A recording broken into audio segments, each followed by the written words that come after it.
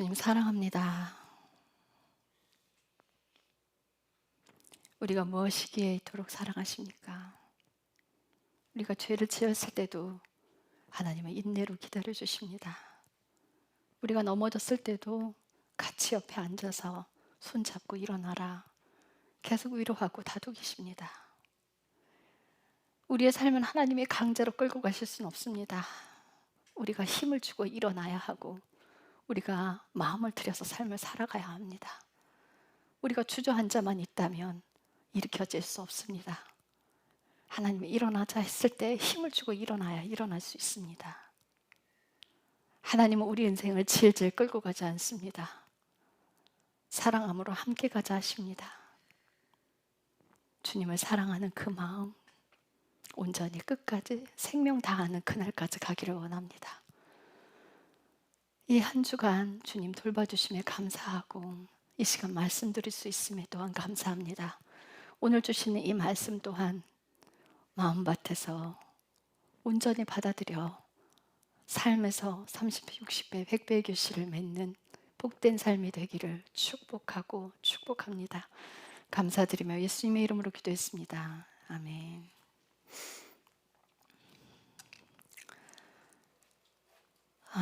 로마서 6장입니다. 교독하고 마지막 절 23절은 함께 읽겠습니다. 찾았으면 제가 먼저 있습니다. 그러면 우리가 무슨 말을 하겠느냐? 은혜가 넘치게 하려고 우리가 죄 가운데 거하겠느냐? 결코 그럴 수 없느니라. 죄를 향해 죽은 우리가 어찌 그 가운데서 더 살겠느냐. 예수 그리스도 안으로 침례를 받은 우리가 그분의 죽음 안으로 침례를 받은 줄을 너희가 알지 못하느냐? 그러므로 우리가 죽음 안으로 침례를 받아 그분과 함께 묻혔나니 이것은 그리스도께서 아버지의 영광에 의해 죽은 자들로부터 일으켜지신 것 같이 그렇게 우리도 생명의 새로움 속에서 걷게 하려 함이라. 만일 우리가 그분의 죽음과 같은 모양으로 함께 심겨졌으면 또한 그분의 부활과 같은 모양으로 되리라. 우리는 이 사실을 아노라.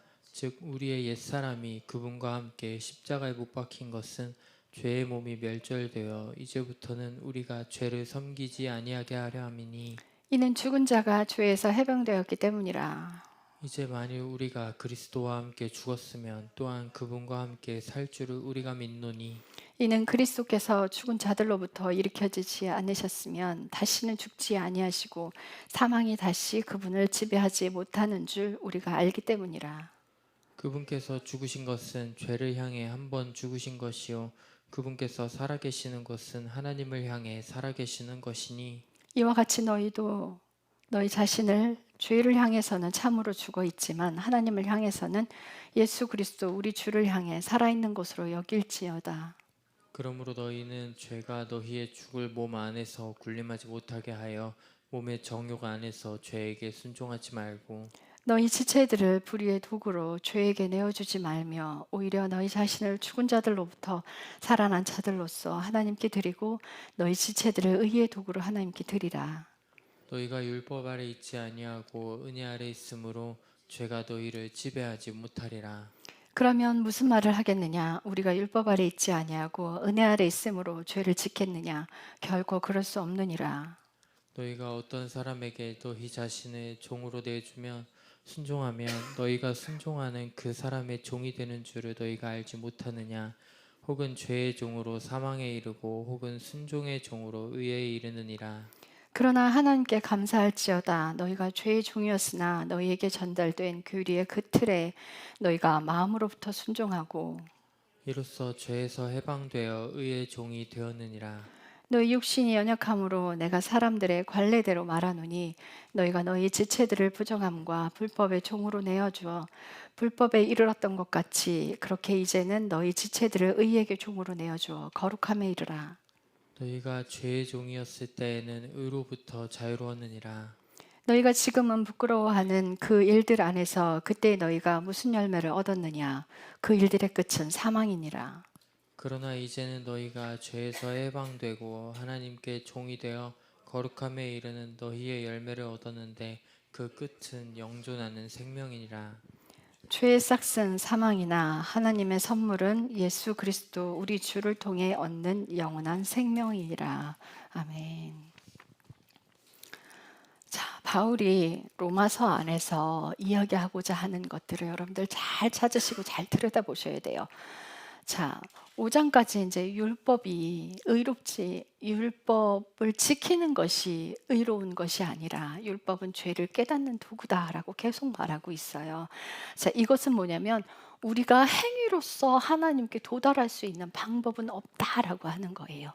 율법을 지키면 죄를 깨닫게 되는 것이지 그 율법을 지키는 그 행위가 하나님께 올라가는 게 아니에요. 이거는 죄를 깨닫게 하기 위한 방법일 뿐이에요. 도구예요.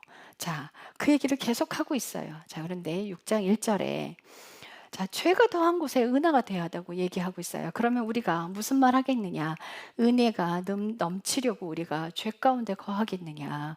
결코 그럴 수 없느니라. 죄를 향해 죽은 우리가 어찌 그 가운데서 살겠느냐? 자, 세상에서 정말 모두가 다 죄라고 인식하는 죄들을 살고 있는 사람이 예수님 안으로 들어왔어요. 그럼 그 사람이 자기가 죄인인 걸 알아요, 몰라요? 알죠. 근데 우리 현열이, 우리 예찬이 아주 우리 예찬이는 아니구나. 엄마 뱃속에 있을 때부터 아니었죠. 엄마 뱃속에 있을 때부터 엄마가 예수님을 믿어서 어렸을 때부터 주일학교를 다니고 성전에 들어와서 예배드리고 기도하는 게 생활화되고 습관화되고 있던 사람들이 자기가 죄인인 걸 아나요? 이게 참 어려운 문제예요. 진짜 죄는 뭐냐면요. 하나님과 분리된 게 죄예요. 우리가 엄마 태에서부터 나오는 그 순간부터 우리는 하나님과 분리된 상태로 태어났어요. 우리가 행위를 짓는 죄, 도둑질을 안 했다고, 살인을 안 했다고, 누구나 다 알고 있는 그런 음란한 죄들을 죄라고 알고 있는 것들을 그런 죄들을 짓지 않았다고. 우리가 의인인 것이 아니에요. 그러니까 죄를 많이 진 사람들이 하나님 안으로 들어오면 은혜가 넘치죠, 그죠? 그런데 은혜가 넘치기 위해서 우리가 죄를 짓는 건 아니라는 거예요. 우리가 죄를 짓는 그 사람들이 은혜가 넘치는 과정으로 들어오는 건 어떤 것을 통과해야 돼요? 자, 회개라는 관문을 통과해야 돼요. 회개라는 관문을 통과해야 자기가 죄인임을 한없이 깨닫는 거예요. 예수님께서 살려주신 그 창녀, 많은 사람들이 돌을 들고 와서 치려고 했던 그 여인을 예수님이 살려주셨어요. 그러면서 나도 너를 정죄하지 아니한다. 가서 이제 다시는 죄 짓지 마라. 그 여인이 그 삶을 통째로 회개하고 이제는 그 음란한 창녀의 삶을 살지 않기로. 그래서 엄청난 은혜가 하나님의 은혜가 그 여인에게 임했어요. 그래서 정말 향유옥합을 예수님 발에 깨뜨려서 울면서 계속 울면서 자기 눈물로 예수님 발을 씻기고 머리카락으로 예수님 발을 닦았어요. 그 여인이 자신이 죄 가운데 있다 돌아와서 회개하는 삶으로 들어갔기 때문에 은혜가 넘친 거예요. 그러면 이제 교회 안에 있는 사람들은 내가 죄인임을 깨닫는 건 어디서 깨달아요? 말씀으로 순종할 때. 이 말씀을 읽으면서 아, 내가 많은 죄를 범하고 있구나. 죄를 깨닫는 사람의 은혜를 알게 되는 거예요. 그럼 그 은혜를 아는 사람이 어떻게 해요? 그 죄를 짓지 않으려고 노력하는 거예요. 요새 우리 제가 예찬이 칭찬을 하고 있어요. 방이 금방 이사가 집처럼 그렇게 생겼었는데 요즘 제가요 며칠 전에 우리 예찬이 방을 열어보고 깜짝 놀랐어요. 너무 깨끗한 거예요. 너무 깨끗한 거예요. 그렇게 깨끗한 삶으로 돌아오면서 어떤 생각을 해요? 내가 과거에 내 방을 지저분하게 두었던 것이 게을렀구나. 이게 죄였구나. 하나님 용서해 주세요. 제가 다시는 그런 삶을 살지 않겠어요. 그러니까 다른 사람들이 봤을 땐 그게 죄예요? 아니죠. 세상 사람들 가운데 그렇게 방 지저분하게 사는 사람들 너무 많을 거예요. 그런데 지저분한 건 사탄이 하는 거예요. 하나님은요 세상을 혼돈해서 질서를 창조하신 분이에요. 이게 몸 더럽게 하고 하는 것도 다 사탄이 주관하고 있는 거예요. 거기서 빠져나오는 건 죄에서 나오는 거예요. 누군가를 계속 사람을 만나면 계속 누군가를 욕하는 사람이 있어요. 그런 사람들은 자신이 그 욕을 한다는 게 죄라는 걸 깨달아야 돼요. 왜요? 성경에서 뭐라고 하고 있어요?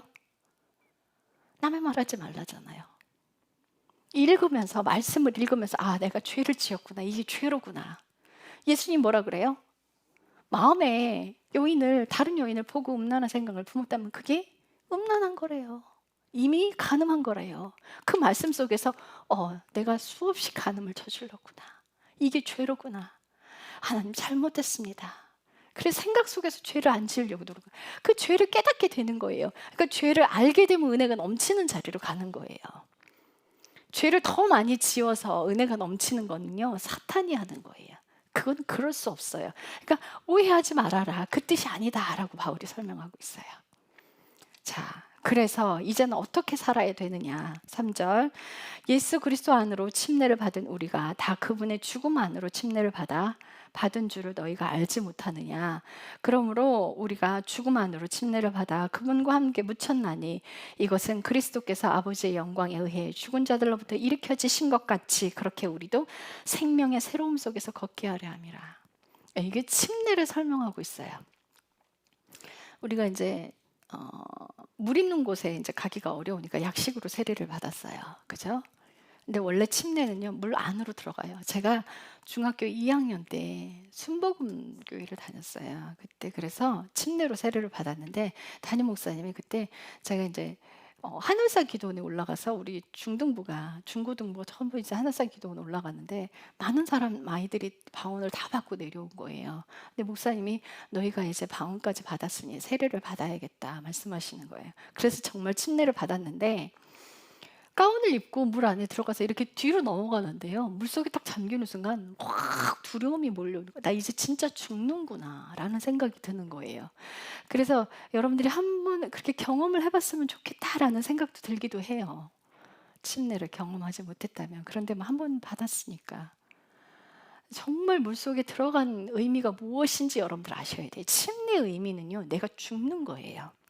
내가 죽고 예수로 다시 태어나는 거예요. 그래서 내가 죽었으니 어떻게 육신에 있는 것들을 즐기겠느냐라는 뜻이에요. 어떻게 육신에 있던 것들을 즐기겠느냐. 예수님이 그래요. 항상 깨어있으라 라고 말씀하세요. 근데 이 깨어있는다는 말씀은 뭐냐면 기도하고 말씀 보고 이게 깨어있는 게 아니에요. 물론 그게 같이 동반돼야 돼요. 동반되는 거예요. 근데 기도하고 말씀 보고 하는 그 행위가 깨어있는 게 아니라 육신의 것들을 사랑하지 않는 것이 깨어있는 거예요. 육신이 즐기는 것들을 따라가지 않는 게 깨어있는 거예요. 이것과 말씀 보는 것과 기도하는 것이 함께 가야 해요. 여기서 뭐라 그래요? 우리가 그렇게 살면 안 된다는 거예요. 너희가 죽었으면 죄에 대해서 죽은 것이다. 그러니까 죄 짓는 자리로 다시 가지 마라. 우리가 넘어졌어요. 예수님이 일으켜 주신대요. 근데 주저앉아 있는 사람 일으켜 세울 수 있어요? 돼요? 앉아 있는 사람이 다리에 힘을 안 주고 주저앉아만 있어요. 일으켜 세워져요? 내 힘으로 강제로 끌어올리면 또다시 주저앉잖아요. 그죠? 그렇잖아요.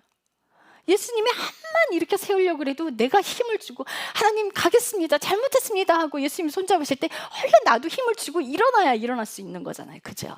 강제로는 아무것도 되지 않는다. 그래서 예수님은요, 강제로 아무것도 하지 않아요. 하나님께서 기다려주고 인내시고 죄를 지을 때도 계속 기다려주고 회개의 길을 그냥 기다려주시니까 아무 일도 일어나지 않으니까 하나님은 사랑의 하나님이다. 그럼 맘대로 죄 짓고. 아니요. 사랑의 하나님이라는 그 안에는 어떤 뜻이 함께 갖고 있냐면요, 의의 하나님. 뭐예요? 의를 기준으로 가지고 있는 하나님이에요. 그 의에서 벗어나는 사람은 심판대로 가요. 그래서 그 사랑이라는 그 안에 그 사랑은요, 거룩하지 않은 건 사랑이 아닌 거예요. 우리가 거룩한 삶 안으로 들어간다는 건 죄로부터 멀어지는 삶을 사는 거예요. 여기서 계속 그걸 이야기하고 있어요.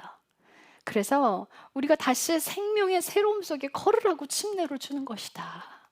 침례를 받은 사람은 죄로부터 멀어지려 해라. 너희가 죄를 즐기고 있는데 죄를 좋아하는 쪽으로 가는데 어떻게 하나님이 데리고 올 수 있겠느냐. 불가능해. 주저앉아 있는데 어떻게 이렇게 세워요. 안 된다니까요. 죄에 빠져 있는 사람들 앉아 있는 거란 말이에요. 더 이상 가지 않아요. 가야 돼요. 신앙은요, 앞으로 계속 전진해가는 신앙이 후퇴해가는 신앙 되면 안 돼요. 주저앉아 있는 신앙 되면 안 돼요. 계속 전진하는 신앙 돼야 돼요. 주저앉아 있으면 어떤 것도 도와줄 수 없어요. 다시 죄를 털고 일어나야 합니다. 일어나겠습니다. 예수님 다시 손잡고 일어나서 함께 동행하고 가는 거예요. 죄로부터 멀어지려 노력해야 됩니다. 그래서 5절에 보면 만일 우리가 그분의 죽음과 같은 모양으로 함께 심겨졌으며 그분과 같은 모양으로 일으켜진 것이니 예수를 닮는 삶을 살아가도록 노력해라. 그 노력을 하지 않는다면 도와줄 수가 없어요. 하나님은 강제로 아무것도 아니고 우리가 어떻게 예수님 손잡고 질질질질 끌려갑니까? 아니요. 끌려가는 인생 아니에요. 여러분들 끌려가는 인생 십자가 다 갔다고 생각해 보세요. 교만해서 어떻게 될 것 같아요? 교만 지나갈 때 자신 교만 하나도 못 봐요. 그리고 십자가 다 통과 못 해요. 강제로는. 결단코 그렇게 되지 않아요. 예수님과 손잡고 나란히 함께 동행하는 사람 돼야 돼요. 동행하십시오. 그래서 죄를 섬기지 말라는 거예요. 부활과 같은 모양으로 일어나야 된다는 거예요. 고린도후서 6장 14절에서 18절에 가서 뭐라고 돼 있냐면 창녀와 함께 자면 창녀랑 한 몸이 된다는 거예요. 음란한 짓을 하면 사탄의 영과 음란한 영과 하나가 되는 거예요. 그러니 예수 그리스도와 하나가 되라는 거예요. 예수 그리스도와 하나가 되는 거예요. 부활의 생명으로 새로움 속에서 함께 걷게 하려고 한대요. 죄랑 멀어져라. 너희가 죄와 즐기면 죄의 영이 된다. 사탄의 영과 함께 지내는 거란 말이에요. 여러분들 부부싸움 하고 나서 남자들 버럭버럭 아내한테 소리 지르고 미안해 하고 사과하십니까? 아니면 아무렇지도 않게 얘기하십니까? 사과하는 거 복된 거예요. 죄를 깨닫는 거 복된 거예요. 다시 회개하는 거는 축복이에요. 그건 대단한 축복이에요. 축복입니다. 그 축복 함부로 걷어차지 마십시오. 죄가 들춰지는 거 엄청난 은혜입니다. 그 죄가 들춰짐에 회개하는 거, 내가 회개로 반응하는 거 대단한 축복이에요. 그게 은혜예요. 하나님이 죄를 지적하려고 들추시는 게 아니라는 거 여러분들 반드시 깨달아야 돼요. 반드시 깨달으세요. 하나님의 사랑, 거룩함 안에 있습니다. 그 거룩함이 나랑 동행하게 해야 돼요. 죄와 멀어지려고 한없이 노력하십시오. 한없이 노력하셔야 돼요. 자, 그래서 6절에 우리는 이 현 사실을 아노라. 즉 우리의 옛사람이 그분과 함께 십자가에 못 박힌 것은 죄의 몸이 멸절되어 이제는 우리가 죄를 섬기지 아니하게 하려 함이라. 내가 예수님 믿겠습니다. 그러면 이제 과거의 죄들을 다 청산하고 하나님 앞에서 과거의 죄들을 다 고백하세요. 내가 이러한 삶을 살았습니다. 잘못했습니다. 제가요 2004년에 학교를 갔단 말이에요. 그 2003년도에 새벽기도를 시작하는데 그 새벽기도 하는데 내내 제 지은 죄들이 얼마나 많든지 막 하나님과 죄를 토해냈어요. 막 일주일을 넘게 죄를 회개를 매일매일 오면서 그 죄를 똑같은 죄를 매번 회개를 했어요. 눈물이 그치질 않았어요. 근데 일주일이 지나고 나서 제 마음에 욕심이 이제 싹 올라와서 이제 내 기도 해도 되지 않을까라는 생각이 딱 올라오는데 와 태어나서 하나님 음성 그때 처음 들었어요. 33살 나이에 처음 들었어요. 그때 하나님 내게 뭐라고 하시냐면 내가 언제 네 죄를 사했다 했느냐 하시는 거예요. 하나님 앞에 내가 너의 죄로 용서를 구할 때 과거에 지은 죄들 내가 하나님을 10년을 넘게 떠나 있었단 말이에요. 과거에 지은 죄들을 다 그렇게 회개하는데 한 번 회개로 끝나는 게 아니에요. 내가 다른 사람에게 잘못을 했어요. 잘못을 해서 그 사람 앞에 가서 용서를 구하는데 어떻게 해요? 그 사람의 화가 풀었을 때까지. 그게 용서예요. 하나님께서 됐다 할 때까지. 근데 하나님이 뭐 찌질한 분이시고 쪼잘한 분이시라 네가 언제까지 죄를 토해내나 보자 이게 아니에요. 그게 아니라 내 안에서 죄가 다 꺼내질 때까지 그걸 기다리시는 거예요. 하나님은 내가 회개를 하기 시작하면 이제 됐다 그래 그렇게 하는 거야. 옆에서 응원하고 계시는 분이에요.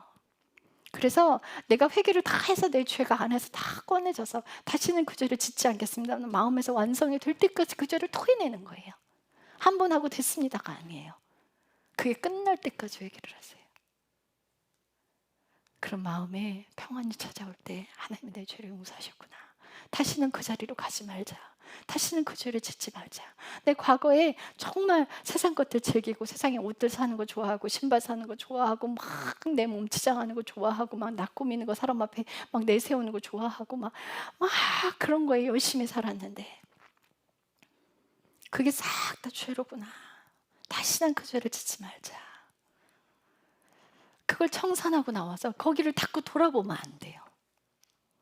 게임하던 사람이 죄는요 연좌제로 흘러내려가요. 아빠가 게임하면 자녀가 어떻게 해요? 자동으로 컴퓨터 앞에 앉아 게임해요. 근데 아버지가 성경책 읽으면 자녀들 어떻게 할 것 같아요? 같이 성경책 갖고 와요. 같이 책 들고 와요. 부모의 뒷모습을 보고 자라는 게 자녀예요. 부모가 기도하면 어떻게 해요? 자녀도 기도하는 자리로 가요. 예전에 우리 행복이는 이제 제가 이제 기도해주러 이렇게 다니잖아요. 그 꼬맹이가 돌 딱 지난 애가 저를 막 흉내내면서 기도를 해주는 거예요. 어떻게 해요? 그 모습을 보고 자라는 거예요, 아이들은. 그래서 부모가 삶을 똑바로 살아야 자녀가 그 부모의 모습을 보고 따라오게 만들어야 돼요. 부모가 세상에 즐기는 것들만 따라하면 자녀들은요 똑같이 돼요. 이게 죄가 타고 흘러가요.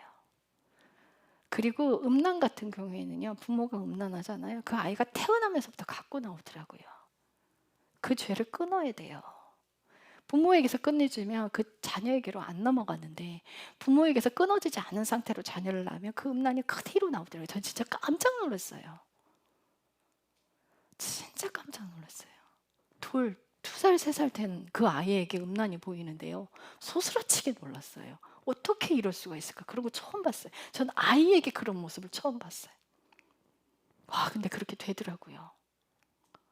여러분들 정신 똑바로 차리셔야 자녀들에게 그 죄가 안 넘어가요. 제가 맞고 자랐잖아요. 부모님께 거의 학대 수준을 맞고 자랐단 말이에요. 제가 예수님 안으로 안 들어갔다면 저도 때리는 사람 되는 거예요. 나는 싫은데 엄마의 그 모습을 혐오하고 있었으면서 나도 똑같은 사람 되는 거예요. 그게 가게에 흐르는 저주예요. 그렇게 죄를 흘려보내지 마세요. 그래서 제가 하나님 앞에 순종함으로 그 죄들이 싹 다 꺼내진 거예요. 순종하는 삶을 삶으로.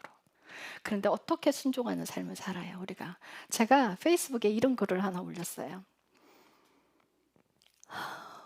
하나님이 우리 환경에 아무리 어려운 걸 줄지라도 그 상황 속에서 하나님이 내게 명령하시면 그거에 순종해야 한다. 우리가 순종을 했을 때 마지막 순종하는 그 끝에 갔을 때 하나님이 역사하시는 걸 보게 돼요. 근데 순종을 안 하면 하나님 일하심을 못 보죠. 근데 하나님이 일하심을 보기 위해서 순종을 하는 게 아니에요. 우리의 죄가 제거되는 길을 가기 위해 순종하는 거예요. 불순종으로 아담이 자기 멋대로 살았단 말이에요. 그럼 순종으로 가는 건 내 멋대로 하는 걸 끝내는 거예요. 내 멋대로 하는 걸 끝내기 위해서 하나님이 내게 그런 명령들을 하시는 거예요. 아브라함에게 아들 이삭을 바치라는 그 자리까지 명령하시는 그건 은혜인 거죠. 그리고 하나님이 아들을 죽이지 말라고 말씀하셨을 때 아브라함이 아직 아들을 제단 위에 올려놓지 않았다면, 그 순종이 없었다면 하나님께서 이제야 네가 나를 경외하는 줄 아노라라는 그 말씀을 하지 않으셨단 말이에요. 마지막 끝까지 순종을 이루어내셔야 돼요.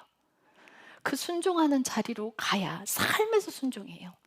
어떤 자매님에게는 시어머니가 아프신데 그 아프신 시부모니를 정말 정성껏 보살펴라. 치매 걸린 시부모니 얼마나 악하게 구시는 기억력이 없고 이러니까 막 함부로 하고 막 악하게 구시는 분들이 있단 말이에요. 그 속에서 감사하고 부모님 때리면 맞아 하면서 그냥 그분 케어하면서 그 자리에서 감사하라는 거예요. 근데 감사를 안 하고 억지로 버티면서 하면 같이 때리게 돼 있어요. 그리고 막 함부로 하게 돼 있어요. 버리지 못하니까 그냥 어쩔 수 없이 섬기는 지경이 돼버린단 말이에요. 근데 예수 믿는 사람은 그렇게 살면 안 돼요. 그 안에서 그걸 다 인내하고 살아내는 거예요. 그게 순종의 자리인 거예요. 제가 삶에서 순종하면 하나님이 그 순종으로 인해서 훗날에 나의 앞길을 예비하고 계세요. 미리 열어두고 미리 계획하고 그렇게 말씀하시는 거예요. 우리 사부님이 예전에 사업을 정말 크게 하셨죠. 그래서 돈을 정말 많이 벌었어요. 근데 돈도 많이 벌었는데요. 이제 회사가 한꺼번에 망해버리면서 그 세금을 못 내는 지경에 이르렀단 말이에요. 그래서 모든 재산이 다 그냥 국고로 다 환수돼 버리고 세금을 못 내서 어떻게 해요? 저랑 결혼식은 했는데 혼인신고를 못 했어요. 왜? 혼인신고를 하면 그게 같이 묶이니까 못 했어요. 못 했는데 어느 날 저 사람이 저한테 혼인신고를 하자고 전화가 온 거예요.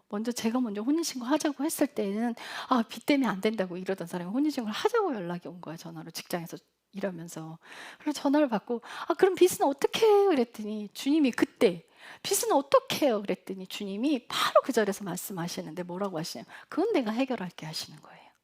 그래서 그날 전화 받은 그날 바로 일어나서 나갔어요. 그래서 서류 준비 다 해갖고 당일날 그냥 혼인신고를 해버렸어요. 그런데 일주일 있다가 우편물이 도착했는데요. 빚이 다 탕감된 거예요. 근데 그 탕감된 날짜를 봤더니 혼인신고한 그날이에요. 순종한 그날.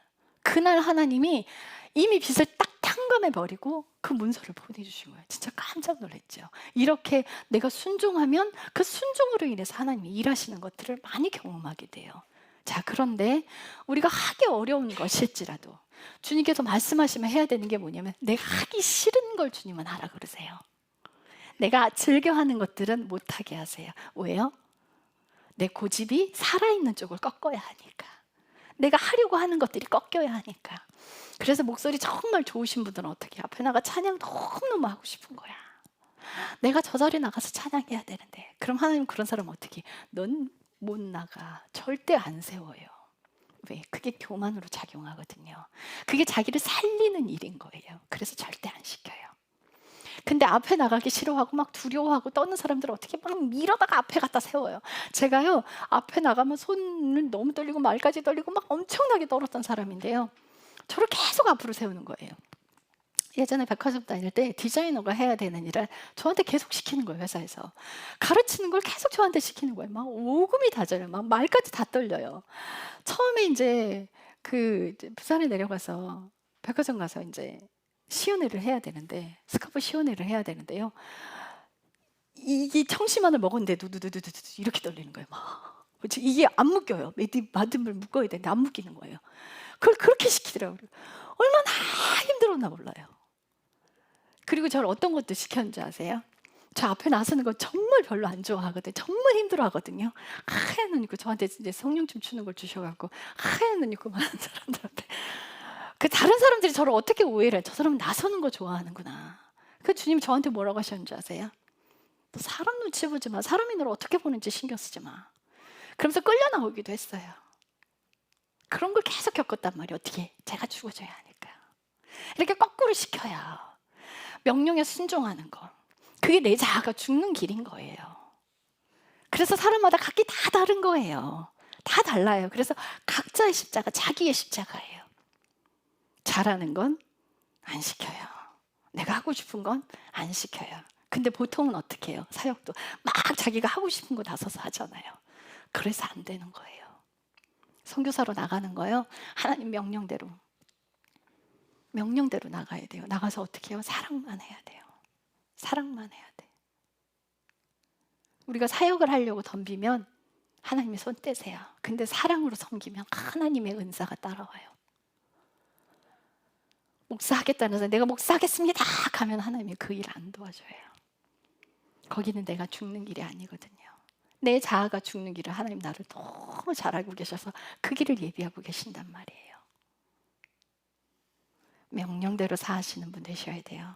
명령대로 삽시다. 페이스북에 글을 올렸더니 어떤 목사님이 그분이 저를 되게 제 글을 좋아하시고 막 이러는데 그 사람이 이제 저를 잘 보는 것도 별로 그거 이제 좋아요 누르는 것도 별로 안 좋아하고 신경도 잘 안 써요. 제가 귀찮아서 하기 싫은 거 재미도 없고 그런 거에는 그냥 설교 올리고 말고 이제 말씀 몇 가지 있으면 올리고 이러는데 다른 사람한테 가서 찾아가서 막 이러는 거 너무 막 글 써주고 막 이런 거 너무 싫어서 안 하거든요. 근데 이제 그분이 글 올려놓은 게 이렇게 제 앞에 딱 뜬 거예요. 그래서 이제 읽었어요. 그랬더니 삶에서 순종 이러면서 말씀 보고 기도하고 기도 하루에 7시간은 해야 되고 말씀 몇 시간씩 읽어야 되고 순종합시다라고 써있더니 이 사람이 오해했구나. 여러분들 말씀 보고 기도하는 거 맞습니다. 맞지만 그걸 순종이라고 이야기하면 안 돼요. 내게 주시는 명령 그 말씀대로 순종하는 거예요. 그 길에는요 결코 쉽지 않은 것들이 와요. 내가 하고 싶은 것들 그런 거 잘 안 와요. 거기서 깎이고 다루어져서 예수 그리스도의 그 성품이 내 안에 들어오는 거예요. 여러분들 그 길 가는 거예요. 내가 가고 싶은 길이 아니라 내가 잘하고 싶은 걸 하는 게 아니에요. 아셔 아셨죠? 그래서 사랑하라고 하시는 거예요. 사랑해야 갈 수 있어요. 사랑해야 그럼에도 불구하고 할 수 있는 거예요. 그래서 그 삶을 살 수 있는 거예요. 자, 죄를 섬기는 자리로 가지 마셔야 합니다. 자, 그래서 7절, 이는 죽은 자가 죄에서 해방되었기 때문에, 죄에서 해방되었으면 어떻게 해요? 이제 만일 우리가 그리스도와 함께 죽었으면 또한 그분과 함께 살 줄을 우리가 믿노니 우리는 작은 예수가 되어야 합니다. 그분 모양대로 살아야 돼요. 그러면 이제 이렇게 생각을 해. 우린 작은 예수가 되어야 합니다. 근데 뭐라 그래요? 그분의 삶은 그분이 사신 대로는 살고 싶지 않고 그분의 능력을 갖고 싶어요. 내가 병자를 고치겠습니다. 내게 능력 주십시오. 이래요. 그분이 어떻게 사셨어요? 거의 노숙인들과 함께 하셨어요. 그죠? 사람들이 그 가까이 가지도 않는 그 사람들, 병 고침하실 때 어떻게 했어요? 문둥병자들 가서 직접 만지셨어요. 그런 삶을 살아야 된다고요. 사람이 사람 취급도 안 하는 사람들과 가서 같이 밥 먹었어요. 저희는 죄인들과 함께 식사한다, 그런 말을 들었단 말이에요. 그렇게는 살고 싶지 않죠. 예수님 손에 있는 능력만을 원해요. 이거 큰일 납니다. 작은 예수가 되라는 건 뭐냐면 그분이 사신 삶을 그대로 따라가는 거. 마지막에 그분이 어떻게 하셨어요? 남의 죄를 위해서 십자가 지고 골고다 가셔서 죽으셨단 말이에요. 그 삶을 살아가라는 거예요. 내가 죽는 삶을 살아가라는 거예요. 그분 손에 능력대로 살고 그 병 고치고 사람들한테 대우받는 그런 인생을 살라는 게 아니에요. 근데 예수님 손에 능력은 원하고 예수님처럼 살고 싶진 않은 거지. 교회가 잘못 가고 있어요. 여러분들 정말 말씀 똑바로 보셔야 돼요. 그래서 예수님과 함께 동행하고 사는 그 삶대로 살려면 그래서 기도가 필요한 거예요. 힘드니까. 9절, 이는 그리스도께서 죽은 자들로부터 일으켜지셨으므로 다시는 죽지 아니하고 사망이 다시는 그분을 지배하지 못한 줄 우리가 알기 때문이라. 그분께서 죽은 것은 죄를 향해 한 번 죽으신 것이요 그분께서 살아계시는 것은 하나님을 향해 살아계시는 것이니. 예레미야 17장 3절에 가면 이스라엘이 소망이신 하나님을 버렸다라고 얘기를 해요. 소망이신 생명의 생수를 버렸대요. 자, 근데 그 생명의 생수, 소망이라는 글자는 희망이라는 단어인데요. 그 단어는 티크바예요. 근데 생명의 생수는 미크바예요. 이게 같은 어원에서 나온 거예요. 그래서 생명의 생수가 소망이 되시는 건데요. 우리가 그 생명의 생수 안에 있다는 거 여러분들 어떻게 생각하셔야 돼요? 우리가 침례를 받아 어떻게 해요? 그냥 고인물 안으로 들어가잖아요. 근데 원래 생명의 생수라는 것은 그분 안으로 들어간다는 건 어떤 뜻이 있냐면 들어오는 물이 있고 나가는 곳이 있는 살아있는 물. 살아있는 물. 그래서 겉에도 충만하고 안에도 충만한 상태. 이걸 얘기를 해요. 단지 물속에 잠겨서 그냥 살아온 게 아니라 정말 생명의 생수가 내 안에 들어오는 거예요. 그래서 예수님이 그러잖아요. 그 여인에게, 수가성 여인에게 배에서 생수가 흘러날 거래요. 우리의 생수가 배에서 샘솟도 솟아나서 그게 흘러가야 돼요. 어떻게? 들어오는 곳이 있고 하나님이 주시고 나가는 곳이 있는, 이게 살아있는 거예요. 여러분들이 예수님이 하나님의 사람이라면 그런 인생을 살아가는 거예요. 근데 그런 사람은요, 내가 죽어야 돼요. 내가 죽어야 하나님의 것을 완전히 끌어와서 흘러나가게 할 수 있어요. 그래서 나를 드러내지 않는 삶을 살 수가 있게 돼요. 오직 예수님만 사랑해야 자기 죄를 보고 회개한 자리로 갑니다. 통로가 될 수 있는 사람은 완전히 깨끗해서 완전히 거룩한 상태, 그런 상태를 이야기하는 게 아니라 한없이 자신의 죄를 보고 인정하고 회개하고 자기의 교만을 보고 회개하고 인정하는 삶을 살아가는 거예요. 그런 사람이 통로예요. 자, 그래서 11절, 이와 같이 너희도 너희 자신을 죄를 향해서는 참으로 죽어 있지만 하나님 향해서는 예수 그리스도 우리 주를 통해 살아있는 것으로 여길지어다. 죄를 미워해라. 너희가 죄로부터 멀어지려 노력해야 된다. 그리고 하나님을 향해서 살아가라. 아시겠죠? 자, 12절, 그러므로 너희는 죄가 너희의 죽을 몸 안에서 굴림하지 못하게 하라. 굴림이 뭐예요? 정복당하는 거예요. 우리가 하나님께 정복을 당해야지. 죄의 정복을 당하면 안 돼요. 굴림 당하면 어떻게 해요? 이 죄가 나를 굴림하고 자녀들까지 굴림해 버려요. 그렇게 살지 말고. 그래서 정욕 안에서 죄에게 순종하지 말라는 거예요. 육신의 욕망에, 육신의 정욕에 가득 차서 그것대로 시키는 대로 그 삶을 살지 말라는 거야. 어떤 집사님에게 하나님이 돈을 딱 끊어버렸어요. 딱 끊어버리고 사업하시는 분인데 돈은 주시는데 너는 딱 300만 써라 이러는 거야. 왜? 그 이상 쓰면은 자기가 하고 싶은 대로 막 정욕이 막 들끓어 버리니까. 그래서 가이드라인 딱 쳐주는 거예요. 남의 말 하기 좋아하는 사람들은 하나님이 어떻게 먹냐? 넌 입 꽉 다물어 침묵해라 이러셔요. 그 명령에 순종하는 거예요. 그분은 넌 300 이상 쓰지 마. 딱 300까지야. 돈 잘 버시는 분이 300밖에 못 쓰는 거야. 그래서 자기 하나님이 막 얘기를 해서 다 검소하게 살겠습니다. 막 해서 500까지 올렸대요. 그래서 500 딱 받고서는 제일 먼저 딱 스피커 사야지. 그래서 못 쓰게 하는 거예요. 그래서 아시겠어요? 자기가 좋아하는 거 딱 그게 눈에 들어오는 거야. 하나님께 정말 온전한 통로가 된 사람도 하나님 그 물질의 가이드라인 안 쳐줘요. 그거 안 쳐줘도 다 알아서 하거든요. 알아서 하거든요. 자기 욕망대로 끌려 살지 않는단 말이에요. 이게 죄예요. 육신의 욕망대로 원하는 대로 사는 것이 죄란 말이에요. 세상 사람들이 그렇게 살잖아요. 자기를 드러내고 자기를 사랑하고 자기를 높이고 자기를 포장해서 그래서 그 삶을 부러워하고 동경해서 막 명품도 가짜 들고 다니면서 명품 들고 다니는 것처럼 옷도 카피 옷 다 명품 옷 카피 뜬 거 그거 사갖고 다니면서 자기 그 명품 옷 입는 사람처럼 행동하고 싶어 하잖아요. 근데 가짜 인생, 하나님을 사랑하는 그 진짜 인생은요 그렇게 살지 않아요. 그거에 즐겨하지 않는단 말이에요. 사람에게 인정받으려고 하는 자리로 가지 않는다고요. 정욕 안에서 죄에게 순종하는 삶을 살지 마십시오. 13절 너희 지체들을 불의의 도구로 죄에게 내어주지 말며 오히려 너희 자신을 죽은 자들부터 살아난 자들로서 하나님께 드리는 너희 지체들의 의의 도구로 하나님께 드리라. 의의 도구로 하나님께 드리라. 자아가 죽어지는 길을 가서 하나님께 드리세요. 막 돈이 한꺼번에 딱 들어와서 와 이것도 사가시고 저것도 사가시고 막 갑자기 막 부글부글 끓잖아요. 하나님 용서해 주세요. 잘못했으니 다 들어온 돈 다 갖다 헌금해버려. 자기가 죄 짓게 생겼으니까 그 죄를 짓게 하는 걸 내 눈앞에서 없애버리는 거예요. 죄를 향해서 멀어지라는 거예요. 14절 너희가 율법 아래 있지 아니하고 은혜 아래 있으므로 죄가 너희를 지배하지 못하리라. 율법 아래 있지 아니하고 은혜 아래 있으므로 죄가 너희를 지배하지 못하리라. 율법을 어기면 죄를 지었다 이게 아니에요. 그걸로 심판받지 않는다는 거예요. 그 구절이 어디 있어요? 로마서 8장 1절 찾아봅시다.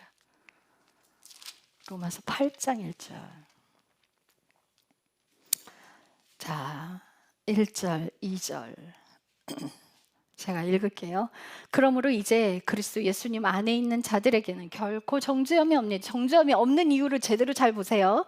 죄를 정죄함을 받지 않는데 그들은 육신을 따라 걷지 아니하고 성령을 따라 걷느니라. 이 구절이 다른 성경에는 없어요. 그죠? 이 구절이 없어요. 우리가 정죄함을 받지 않는 거, 예수님 안에 있기 때문에 정죄함을 받지 않는데 무엇 때문에? 육신을 따라 걷지 아니하고 성령을 따라 걷기 때문이라.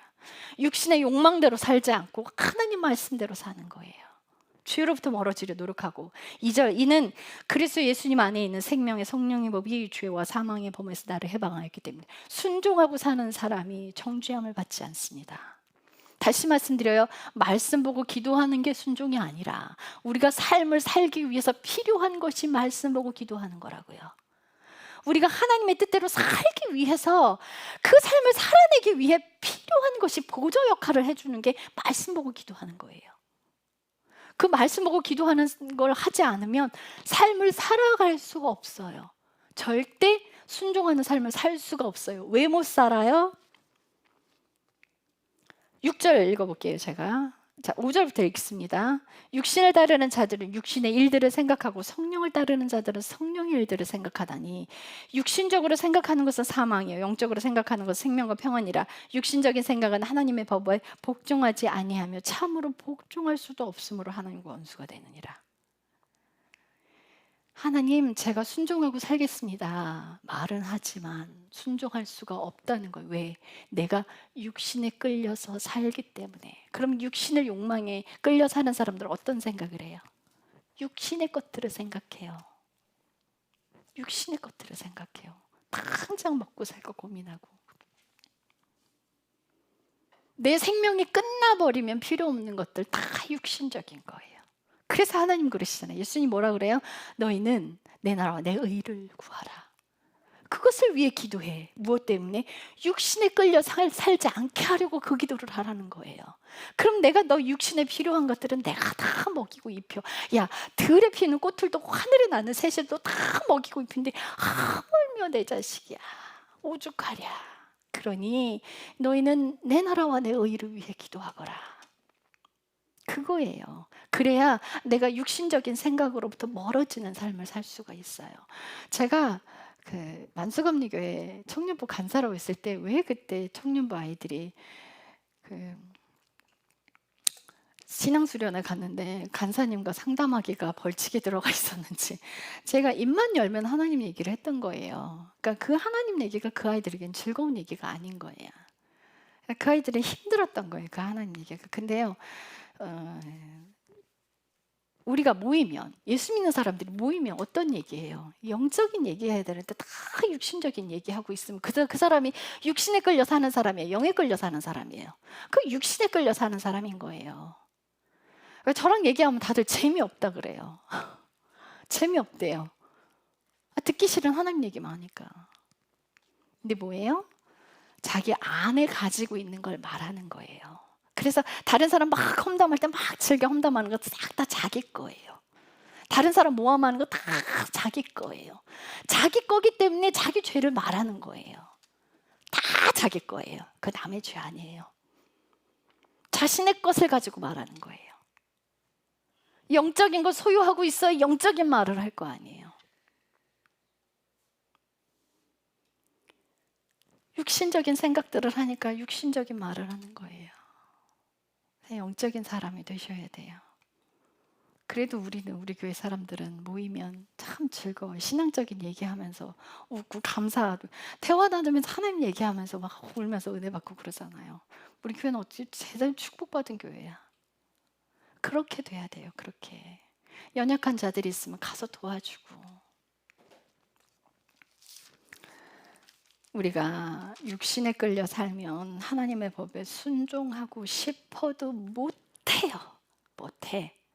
그거는 할 수가 없어요. 되지가 않아 그렇게요. 절대 안 돼요. 자, 16절 로마서 6장 16절 다시 들어갑니다. 너희가 어떤 사람에게 너희 자신을 종으로 내어주어 순종하면 너희가 순종하는 그 사람의 종이 되는 줄 너희가 알지 못하느냐. 혹은 죄의 종으로 사망에 이르고 혹은 순종의 종으로 의에 이르느니라. 대부분의 교회 안에 있는 사람들의 대부분의 80%가 어떻게 보면 세상에 한 달이 걸치고 교회에 한 달이 걸쳐요. 자, 교회 나면 굉장히 거룩한 척해요.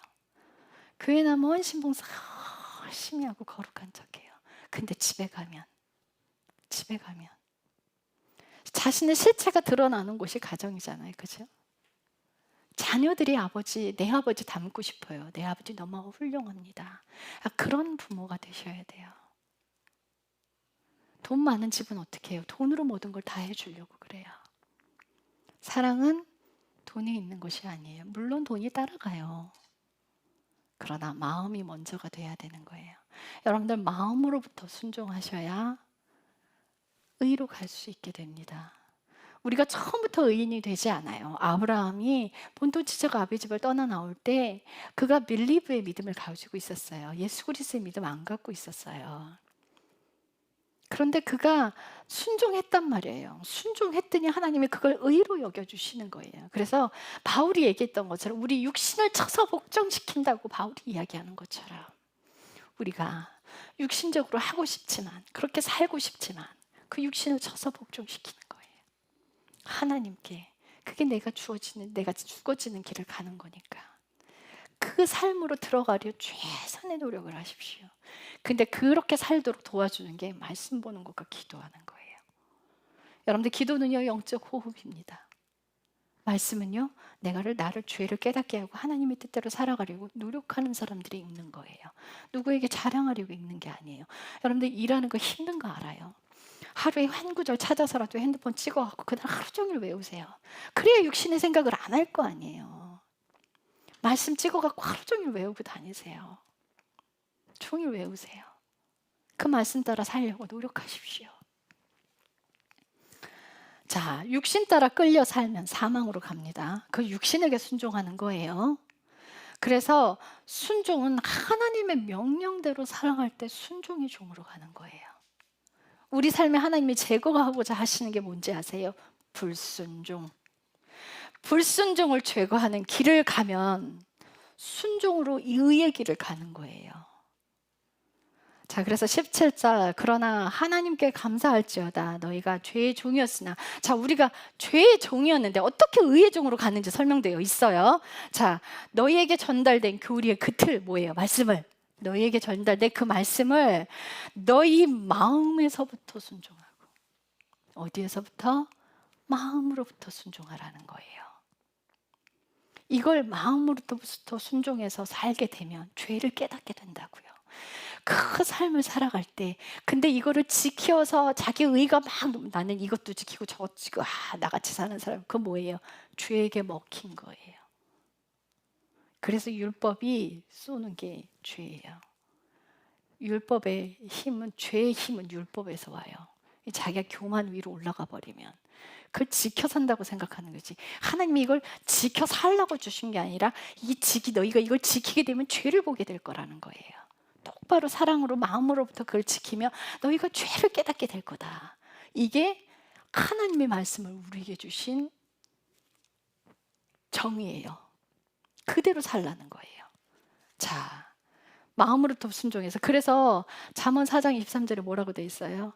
너희가 꼭 지켜, 마음을 꼭 지켜. 왜? 생명의 근원이 마음에서 나니까. 너희 마음을 꽉 지켜라. 너희 마음이 육신의 것에 딸려가지 않게 꽉 지켜라. 육신의 것에 어떻게 돼? 내가 좋아하는 걸 막 하면서 즐거워하잖아요. 이게 다 딸려가는 거예요. 그걸 안 하려고 노력해야 돼요.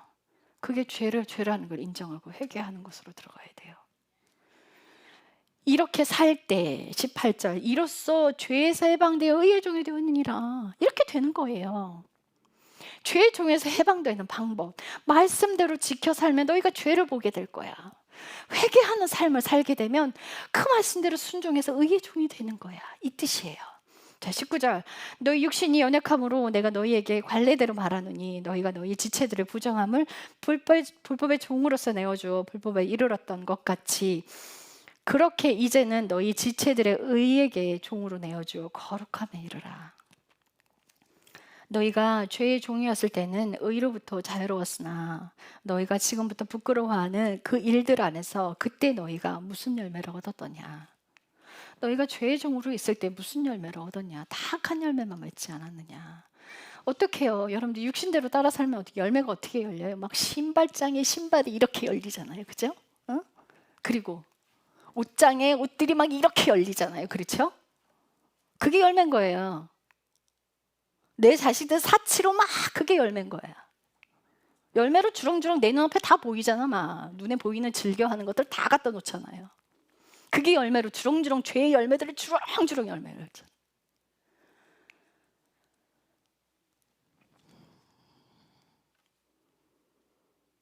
게임 좋아하고 하는 사람은 화면 앞에 앉아서 그 죄들을 다 열매로 가져가잖아요.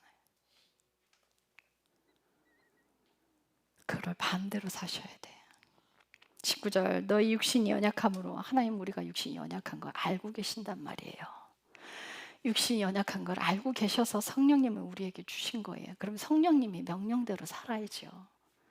우리가 약해서 육신에 끌려 사시는 걸 알고 성령님을 우리에게 주신 건데 죄로부터 멀어지려 노력하면 우리 안에 계신 성령님이 도와주시는 거예요.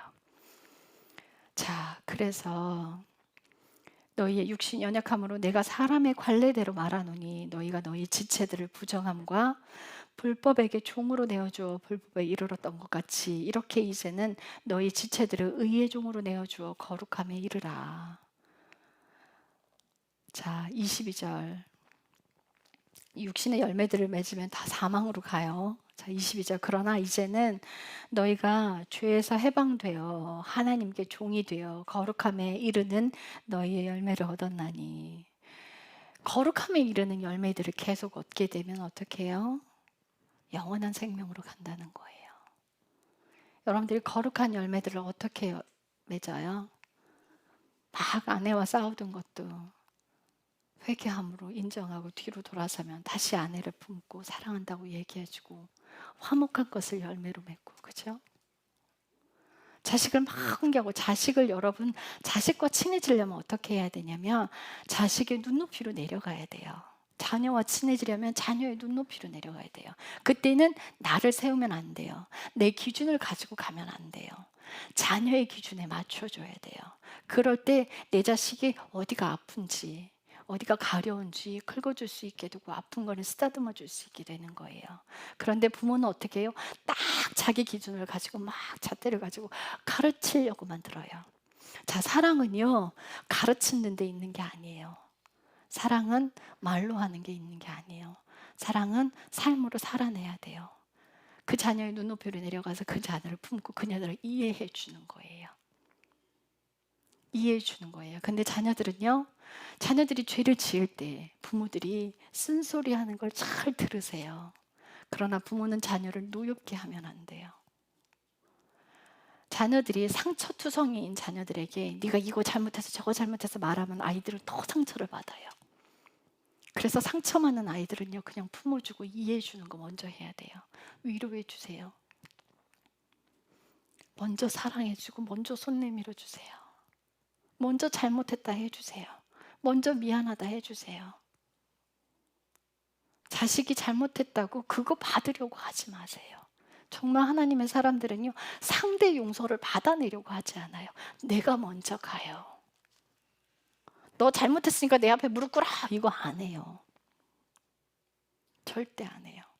자녀가 내 기쁨이 되게 하지 마요. 자녀가 하나님의 생명 안으로 들어가게 해야 돼요. 여러분들, 우리가 하나님의 기쁨이 되려고 하려면 뭐 해요? 자꾸 그래서 뭘 하려고 드는 거예요.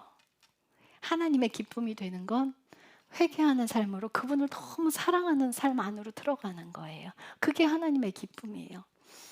우리가 정말 많은 일을 한다고 한들 그거 죽으면 없어지는 거예요. 하나님의 기쁨 되기보다는 하나님을 사랑하는 걸로 들어가세요. 하나님을 사랑하기를 원하세요. 내가 하나님의 기쁨이 되려고 하려면 내가 약한 점들만 계속 보여요. 그렇게 되면 내가 하나님께 하지 못하는 것들만 보이게 된단 말이에요. 저 그래서 그 찬양 가사 좀 바꾸고 싶어요. 잘못된 거예요. 하나님은 우리가 회개하고 죄에서 벗어나는 걸 너무나 기뻐하시는 분이에요. 왜요? 예수님이 이 땅에 죄의 문제를 해결하러 오셨기 때문에 우리가 그분의 사랑 안으로 들어가야 합니다. 어떻게? 내 마음을 온통 그분께 드려요. 그럼 내 마음이 가는 곳에 보물도 가는 거예요. 내 마음이 가면, 여러분들 자녀 사랑하면 자녀한테 옷 사해주고 뭐 해주고 싶고 다 해주고 싶잖아요. 그죠? 하나님을 사랑하면 그렇게 돼요. 그래서 내 마음이 있는 곳에 보물이 있는 거예요. 돈과 하나님을 겸하여 섬길 수 없어요. 사랑하는 자리 놓치지 마십시오. 그 여인이, 그 갸냘픈 그 여인이 자기가 죄인임을 인정하고 예수님 발에 옥합을 깨뜨리고 했을 때 예수님이 그러세요. 많이 사랑하는 자가 많은 죄를 탕감받았다. 여러분들 많이 사랑하게 되면 많은 죄들이 보이게 돼 있어요. 그 죄들을 탕감받게 되는 자리로 가는 거예요. 그러나 죄를 보지 못하면 회개할 수 없죠. 안 보이는데 무슨 수로 회개할 거예요. 그래서 사랑하면 사랑할수록 자기가 죄인이고 괴수라는 걸 알게 돼요. 바울이 나는 죄인 중에 괴수로다. 그런 고백을 하는 자리로 가게 되는 거예요. 그래서 여러분들이 하나님을 사랑하는 것이 얼마나 중요한지 깨달아야 돼요. 그래서 하나님께 마음을 드리고 죄로부터 멀어지는 씨름을 하십시오. 기도하겠습니다. 주님 감사합니다. 온전함으로 주님 앞에 엎드리기를 원합니다. 순종의 종으로, 순종의 열매로 삶을 이어가면 끝끝은 영원한 생명으로 가게 됩니다. 우리가 영원한 생명을 가려고 노력하면 그곳에 가지 못합니다. 예수님을 사랑해서 순종하는 삶을 살면 영원한 생명은 선물로 주어지는 것입니다. 예수님을 만나야, 내가 죽었을 때 예수님이 나를 마중 나오셔야 갈 수 있습니다. 그래서 우리의 삶의 목적과 이유가, 우리가 존재하는 이유가 예수님이 되어야 합니다. 예수님께 모든 것을 드리고 아까운 것이 없이 주님 앞에 드리고 나중에는 생명까지 주님 앞에 내놓을 수 있는, 그렇게 예수님을 사랑하는 사람이 되기를 간절히 소망합니다. 감사드리며 예수님의 이름으로 기도했습니다. 아멘.